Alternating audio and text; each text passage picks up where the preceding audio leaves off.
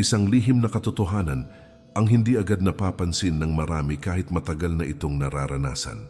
May mga pagkakataon na tila may puwersang gumagabay sa bawat desisyon at hakbang na ginagawa. Kakaibang kapayapaan ang bumabalot sa puso kahit magulo ang paligid at puno ng pagsubok ang buhay. Hindi lahat ay nakakaramdam ng ganitong klaseng presensya na tahimik, ngunit makapangyarihan. Naroon ang tanong na bumabagabag sa isipan kung bakit parang may espesyal na plano na inilaan para sa iyo. Sa araw-araw na pakikipaglaban sa buhay, may lakas na dumarating kahit ubos na ang sariling kakayahan. Pananampalataya ang nagiging sandigan ng maraming Pilipino lalo na sa oras ng kagipitan. Hindi basta pagkakataon lamang ang mga pangyayaring nagdadala sa mas malalim na pag-unawa sa sarili. Bawat luha at bawat tagumpay ay tila bahagi ng isang kwento na isinulat ng may kapal. Pagkilala sa mga senyalis na ito ang magbubukas ng puso sa tunay na layunin ng buhay. Bago tayo magsimula, mga mahal kong manonood, iniimbitahan ko po kayo na mag-subscribe sa ating channel para lagi po kayong updated sa mga bagong videos na aking gagawin.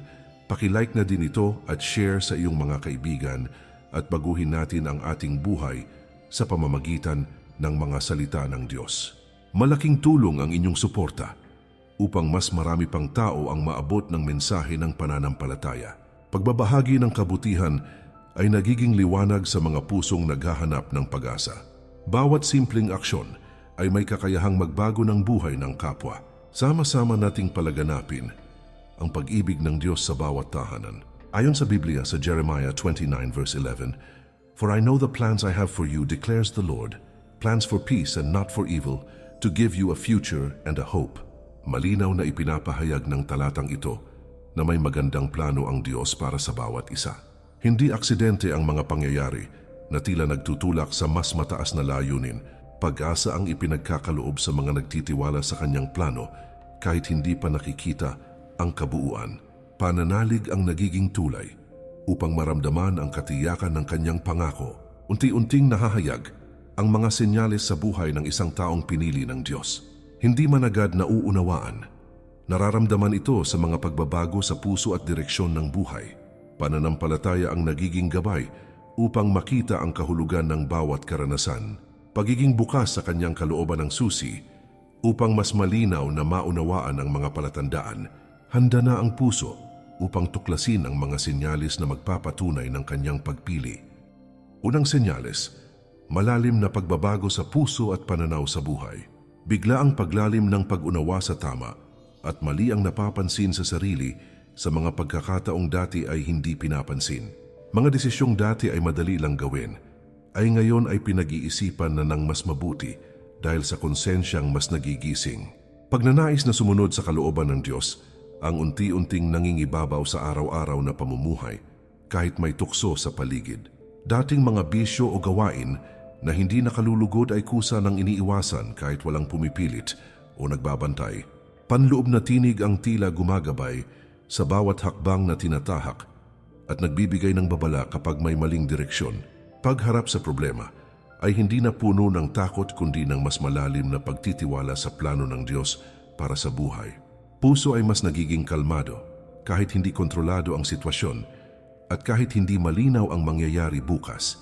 Pag-unawa sa kapwa ay lumalawak kahit hindi sila karapat-dapat sa paningin ng iba at kahit mahirap silang pakisamahan. Pagpapatawad ay nagiging mas madali kahit masakit ang pinagdaanan at kahit sariwa pa ang sugat sa damdamin. Pagbabagong ito ay hindi kayang ipaliwanag ng simpleng emosyon lamang dahil may espiritual na lalim na kasama. Ayon sa Biblia sa Ezekiel 36 verse 26, "A new heart also will I give you, and a new spirit will I put within you." Ipinapakita ng talatang ito na ang Diyos mismo ang nagbibigay ng bagong puso at bagong espiritu sa tao na handang sumunod sa Kanya. Lumang pagkatao ay hindi na ang nangingibabaw kundi ang bagong pagkatao na patuloy na hinuhubog sa araw-araw. Pagkakaroon ng bagong pananaw ay tanda ng kanyang pagkilos sa loob ng isang tao kahit hindi ito nakikita ng iba. Pagbabago na nagmumula sa Diyos ang tunay na nagtatagal at hindi basta nawawala kahit dumaan sa matinding pagsubok. Pagkagusto na lumapit sa Diyos ay mas lumalakas sa bawat araw kahit abala sa mga gawain sa buhay. Pananalangin ay hindi na obligasyon, kundi nagiging natural na bahagi ng buhay na hinahanap-hanap ng puso. Pagbasa ng Biblia ay nagiging kasiyahan at nagbibigay ng kapayapaan na hindi kayang ibigay ng mundo. Relasyon sa Diyos ay mas nagiging personal at totoo habang mas nararamdaman ang kanyang presensya. Pagkakaroon ng ganitong koneksyon ay malinaw na indikasyon ng kanyang pagtawag sa isang espesyal na layunin. Direksyon ng buhay ay unti-unting nagiging malinaw kahit walang kasiguraduhan sa paligid at kahit maraming tanong ang isip. Mga pangarap ay nagiging nakaayon sa layunin na mas makabuluhan kaysa dati at mas nakasentro sa paglilingkod. Puso ay nagiging bukas sa paghubog kahit may kasamang hirap at sakripisyo na kailangang pagdaanan. Pagkilos ng Diyos ay nararamdaman hindi lamang sa isip kundi sa buong pagkatao at sa bawat desisyon na ginagawa. Pagbabagong ito ang nagsisilbing simula ng mas malalim na paglalakbay kasama siya patungo sa kanyang dakilang plano. Ikalawang senyales, dumaraan sa matitinding pagsubok ngunit patuloy na tumatatag. Sunod-sunod na pagsubok ang tila dumarating sa buhay na parang walang pahinga at walang malinaw na dahilan kung bakit nangyayari. Mga problema na akala ay hindi kakayanin ay isa-isang kinakaharap kahit mabigat sa damdamin at isip. Sitwasyon na tila walang solusyon ay nagiging bahagi ng pang-araw-araw na pakikibaka na sinusubok ang tibay ng loob. Pakiramdam na parang sinusubok ang limitasyon ng lakas at pananampalataya ay madalas maranasan sa gitna ng hirap. Sa kabila ng lahat, hindi tuluyang bumibigay ang puso at patuloy na lumalaban kahit gusto ng sumuko. Lakas na hindi maipaliwanag ang biglang dumarating sa oras na ubos na ang sarili at wala nang matakbuhan. Pagbangon matapos ang bawat pagkatalo ay nagiging paulit-ulit na karanasan na humuhubog sa mas matibay na pagkatao. Pag-asa ay nananatili kahit ilang beses nang nasaktan at nadismaya sa mga pangyayari sa buhay. Pananalig sa Diyos ang nagiging sandigan kapag wala ng ibang mapagkunan ng lakas at pag-asa. Katibayan ng loob ang unti-unting lumalakas dahil sa bawat pagsubok na nalalagpasan ng may pagtitiis. Ayon sa Biblia sa James 1 verse 2-3, "My brethren, count it all joy when you fall into diverse temptations, knowing this, that the trying of your faith worketh patience." Ipinapakita ng talatang ito na ang mga pagsubok ay may layunin at hindi basta parusa lamang na walang dahilan. Pananampalataya ang hinuhubog sa bawat hirap na pinagdadaanan ng isang tao na pinili ng Diyos. Pagiging matiyaga at matatag ang bunga ng mga pagsubok na may kasamang pagtitiwala sa kanyang plano. Pagdaan sa hirap ay bahagi ng proseso upang ihanda ang isang tao sa mas malaking responsibilidad at misyon. Pag-unawa sa kahalagahan ng pagtitiis ay mas lumalalim habang tumatagal ang paglalakbay sa buhay. Pagtanggap sa realidad na hindi lahat ay magiging madali ay nagiging bahagi ng tunay na paglago ng pagkatao. Pagkakaroon ng lakas ng loob na harapin ang bukas kahit puno ng hamon ay isang malaking pagbabago sa pananaw. Puso ay natututong kumapit sa Diyos sa halip na sumuko sa takot at panghihina na dulot ng problema. Pagiging matatag sa gitna ng unos ay malinaw na tanda ng kanyang patuloy na paggabay. Buhay na puno ng pagsubok ay hindi nangangahulugan ng kawalan ng pagpapala, kundi paghahanda para sa mas dakilang layunin. Pagdurusa na nararanasan ay nagiging puhunan ng karunungan at tibay ng loob na magagamit sa hinaharap. Pagkakataon na mas makilala ang Diyos ang hatid ng bawat pagsubok na kinakaharap. Nang may pananampalataya, paglago sa pananampalataya ang tunay na kayamanan na hindi kayang nakawin ng kahit anong hirap o problema. Pagiging matatag sa gitna ng lahat ang nagpapatunay na may espesyal na layunin ang Diyos sa buhay ng isang tao. Mga pagsubok na ito ay nagiging patunay na hindi ka pinabayaan kundi hinahanda para sa mas mataas na tawag. Ikatlong senyales, malakas na pagnanais na lumapit at maglingkod sa Diyos. Isang kakaibang uhaw sa presensya ng Diyos ang unti-unting lumalakas sa puso sa bawat araw. Dating abala sa mga bagay ng mundo ay napapalitan ng pagnanais na mas makilala ang Panginoon. Oras na ginugugol sa walang kabuluhang gawain ay napapalitan ng pananalangin at pagninilay. Puso ay naghahanap ng katahimikan na matatagpuan lamang sa piling ng Diyos. Paglapit sa Kanya ay hindi na pinipilit, kundi kusang nangyayari mula sa kalooban. Pagkakaroon ng interes sa mga aral ng Biblia ay lalong lumalalim habang tumatagal ang panahon. Pagdalo sa mga gawain na may kinalaman sa pananampalataya ay nagiging mahalagang bahagi ng buhay. Paglilingkod sa kapwa ay hindi na nakikita bilang obligasyon, kundi bilang pagkakataon na magbigay pagmamahal. Puso ay natutong unahin ng Diyos bago ang sariling kagustuhan at ambisyon. Pagbabago ng prioridad ay malinaw na indikasyon ng kanyang pagkilos sa loob ng isang tao. Ayon sa Biblia sa Psalm 42 verse 1, "As the heart panteth after the water brooks, so panteth my soul after thee, O God." Ipinapakita ng talatang ito ang matinding pananabik ng kaluluwa sa presensya ng Diyos. Paghahanap sa Kanya ay nagiging kasing halaga ng pangangailangan sa tubig para mabuhay. Pagkagusto na mapalapit sa Diyos ay hindi nawawala kundi lalo pang lumalakas sa paglipas ng panahon. Pag-uhaw sa Kanyang presensya, ang isa sa pinakamalinaw na senyales ng Kanyang pagtawag, pananalangin ay nagiging mas malalim at hindi na lamang simpleng paghingi ng tulong. Pagpapasalamat at pakikipag-usap sa Diyos ay nagiging natural na bahagi ng araw-araw na buhay. Pagkakaroon ng katahimikan sa tuwing nananalangin ay nagbibigay ng kakaibang kapayapaan sa puso. Relasyon sa Diyos ay hindi na formal, kundi nagiging personal at puno ng pagmamahal. Pagiging malapit sa Kanya ang nagiging sentro ng lahat ng ginagawa. Paglilingkod sa kapwa ay nagiging bunga ng tunay na pananampalataya at pagmamahal sa Diyos. Pagtulong sa nangangailangan ay ginagawa ng may malasakit at hindi naghihintay ng kapalit. Pagiging instrumento ng kabutihan ay nagbibigay ng kagalakan na hindi kayang ibigay ng mundo. Buhay ay nagkakaroon ng mas malalim na kahulugan sa bawat mabuting gawa. Pagkilos na may pag-ibig at pananampalataya ang nagpapatunay na ang Diyos ay kumikilos sa puso. Mas nagiging malinaw na ang tunay na layunin ay hindi lamang para sa sarili, kundi para sa paglilingkod sa Diyos at sa kapwa. Puso ay nagiging bukas sa anumang tawag na ibibigay ng Panginoon kahit may kasamang sakripisyo. Pagiging handa na magbigay ng oras at lakas para sa Kanya ay isang malaking pagbabago sa pagkatao.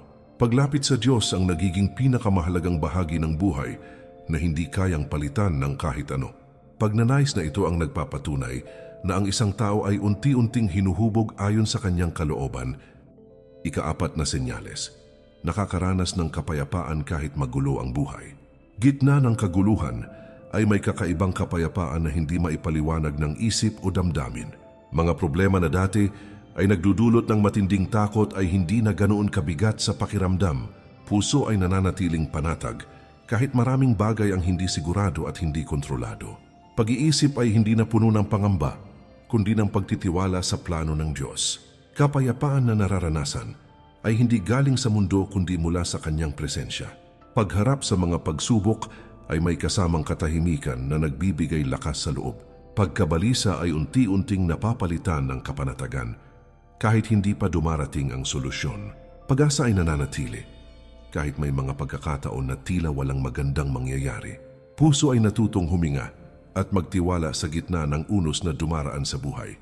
Pagkakaroon ng ganitong kapayapaan ay isang malinaw na tanda ng paggabay ng Diyos. Ayon sa Biblia sa Philippians 4 verse 7, "And the peace of God which passeth all understanding shall keep your hearts and minds through Christ Jesus." Ipinapahayag ng talatang ito na ang kapayapaan ng Diyos ay higit pa sa kayang maunawaan ng tao. Kapanatagan na nagmumula sa Kanya ang nagbabantay sa puso at isipan laban sa takot. Pagiging kalmado kahit sa gitna ng problema ay bunga ng pagtitiwala sa Kanyang pangako. Kapayapaan na ito ay hindi madaling mawala dahil ito ay galing sa Diyos mismo. Pananampalataya ang nagiging pundasyon ng katahimikan sa loob ng puso. Paglapit sa Diyos ang nagiging daan upang maranasan ang tunay na kapayapaan. Pagbitaw sa labis na pag-aalala ay natututunan habang mas lumalalim ang tiwala sa Kanya. Puso ay hindi na madaling matinag ng mga pangyayari sa paligid.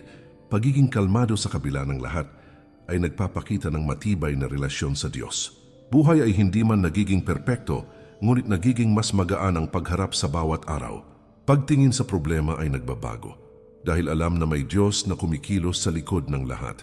Pagkakaroon ng kapayapaan sa gitna ng kaguluhan ay isang pambihirang biyaya na hindi lahat ay nakakaranas. Pagkilos ng Diyos ay mas nararamdaman sa mga sandaling tahimik ang puso. Paglalakbay na may ganitong kapayapaan ay patunay na ang isang tao ay nasa ilalim ng kanyang paggabay. Mas nagiging malinaw na ang tunay na lakas ay nagmumula sa pananalig at hindi sa sariling kakayahan lamang. Puso ay unti-unting natutong magpahinga sa presensya ng Diyos kahit pagod na sa laban ng buhay.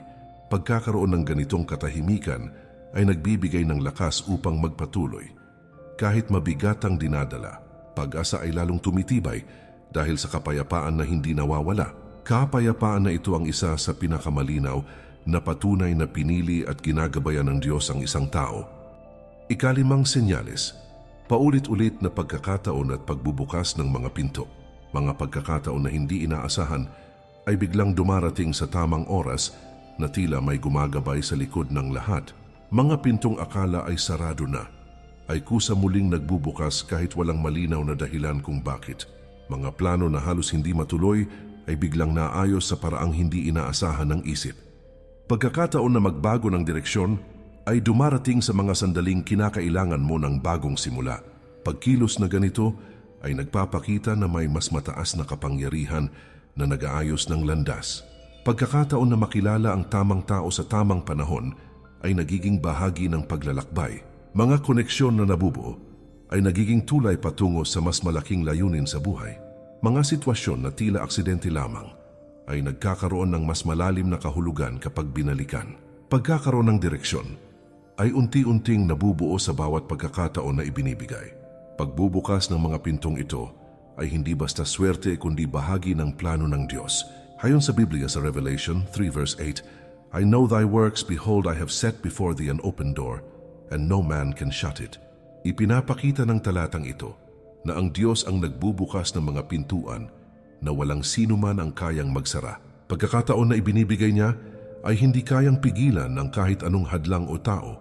Pagbubukas ng landas ay tanda ng kanyang pahintulot at paggabay sa direksyon ng buhay. Pagkilala sa mga pagkakataong ito ay mahalaga upang masundan ang kanyang plano. Pagkakaroon ng lakas ng loob na tanggapin ang bagong oportunidad ay isang mahalagang hakbang.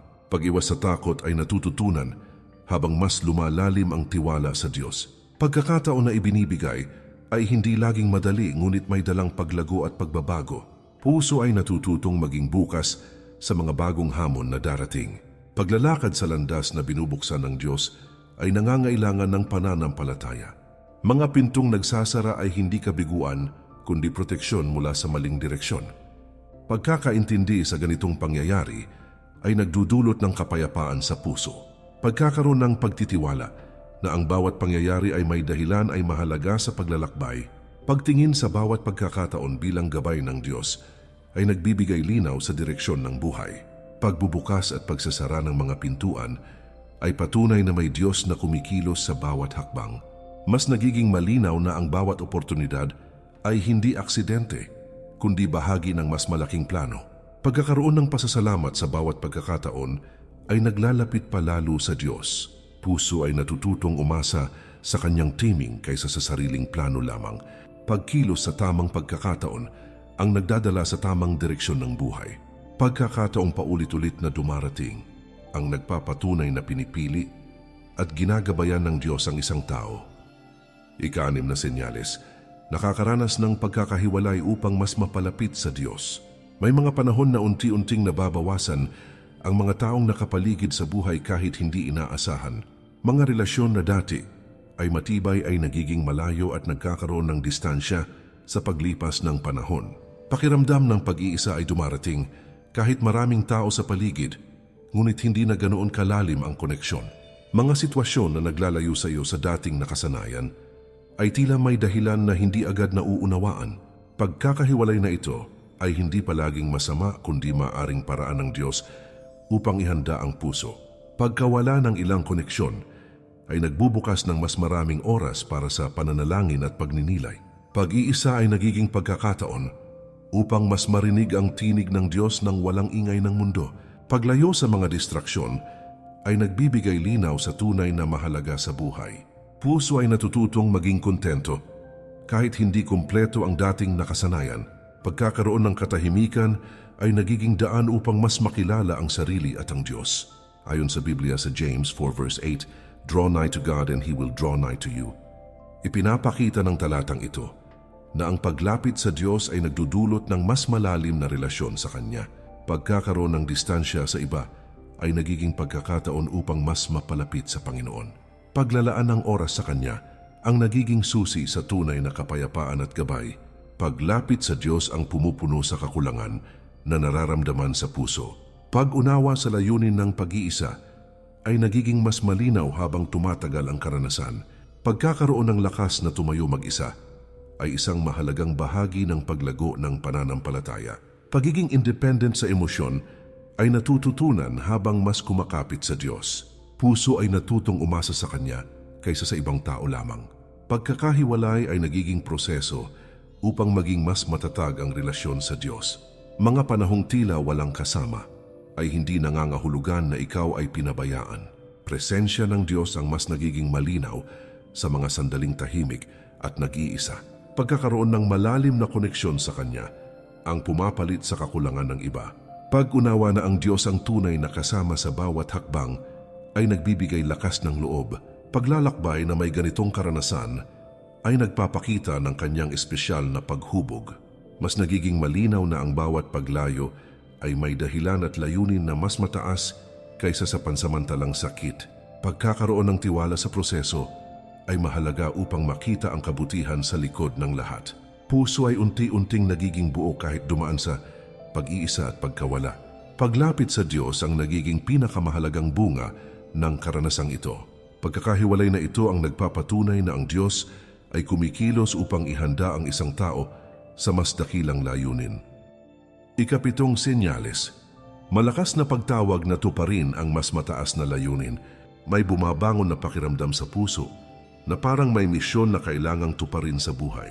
Mga pangarap ay nagiging mas malinaw at hindi na lamang para sa pansariling tagumpay o kasiyahan. Direksyon ng buhay ay unti-unting nagbabago patungo sa mas makabuluhang layunin na may kinalaman sa paglilingkod. Puso ay hindi na kontento sa simpleng pamumuhay lamang, kundi naghahanap ng mas malalim na kahulugan. Pagtawag na ito ay hindi nawawala, kundi lalo pang lumalakas habang tumatagal. Pagkakaroon ng kakaibang lakas ng loob na gawin ang tama kahit mahirap ay napapansin sa sarili. Mga desisyon ay nagiging nakaayon sa kung ano ang makakabuti hindi lamang sa sarili, kundi pati sa iba. Pagkilos ay nagiging mas may layunin at hindi na basta dala ng emosyon o impluwensya ng mundo. Pagiging handa na magsakripisyo ay unti-unting nagiging bahagi ng pagkatao. Pagnanais na mag-iwan ng mabuting epekto sa buhay ng iba ay lumalalim sa bawat araw. Ayon sa Biblia sa Ephesians 2 verse 10, "For we are His workmanship, created in Christ Jesus unto good works, which God hath before ordained that we should walk in them." Ipinapakita ng talatang ito na ang bawat tao ay nilikha ng Diyos para sa mabubuting gawa na inihanda na niya noon pa man. Buhay ay hindi aksidente, kundi may layunin na dapat tuparin ayon sa Kanyang plano. Pagkakaroon ng pagtawag ay tanda na ang isang tao ay hinuhubog para sa espesyal na misyon. Paglakad sa landas na ito ay nangangailangan ng pananampalataya at pagtitiwala sa Diyos. Pagiging sensitibo sa pangangailangan ng iba ay mas napapansin habang lumalalim ang pananampalataya. Puso ay natutong makiramay at tumulong kahit walang hinihintay na kapalit o papuri. Pagkakaroon ng malasakit sa kapwa ay nagiging natural na bahagi ng araw-araw na pamumuhay.